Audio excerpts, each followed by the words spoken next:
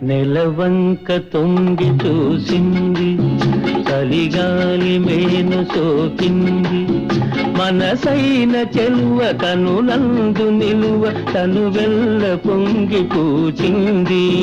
నెలవంక తొంగి చూసింది, చలిగాలి మేను సోకింది, చిరునవ్వులలో కచెలి కాడు పలుక నిలువెల్ల వెళ్ళి విరిసింది.